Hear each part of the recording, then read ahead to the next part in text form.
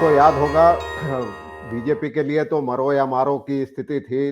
तमाम कहें तो प्रधानमंत्री समेत पूरी सरकार बंगाल में थी और उस समय कोरोना की दूसरी लहर एकदम पीक पर थी। आपको याद होगा वही समय था जब उधर हरिद्वार में कुंभ का आयोजन हो रहा था और बंगाल चुनाव में जिस तरह रैलियां हो रही थी, तमाम लोग मांग कर रहे थे। इवन ममता बनर्जी और उनकी पार्टी ने भी अपनी सभाएं बहुत सीमित कर दी थी, रोक दी थी। हर तबके से मांग उठ रही थी कि रैलियों पर रोक लगनी चाहिए। लेकिन प्रधानमंत्री बहुत खुश हो रहे थे रैलियों में आने वाली भीड़ से। एक रैली में तो उन्होंने कहा भी कि मैंने अब तक ऐसी भीड़ नहीं देखी, मुझे बड़ी प्रसन्नता हो रही है। और तमाम तेजी से कोरोना फैला उस समय बंगाल में राजनीतिक रैलियों के कारण। एक स्थापित तथ्य है, आंकड़े इसकी गवाही देते हैं कि उन रैलियों के बाद किस कदर कोरोना फैला, कितनी मौतें हुई।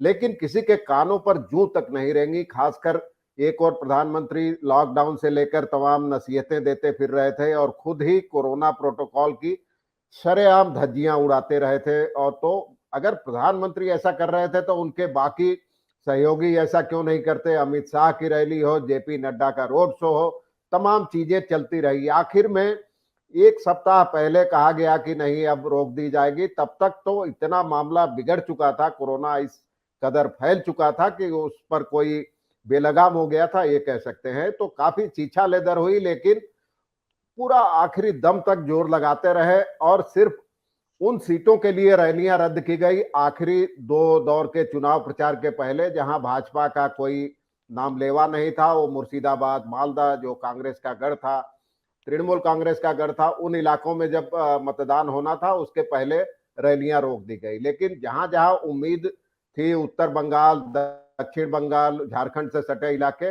वहां रैलियों में, रोड शो में कोई ढील नहीं दी गई, कोई नरमी नहीं बरती गई, कोई प्रोटोकॉल नहीं बरता गया और काफी छीछा लेदर हुई इसकी। लेकिन जितना नुकसान होना था इन रैलियों से वो ऑलरेडी हो चुका था। जी।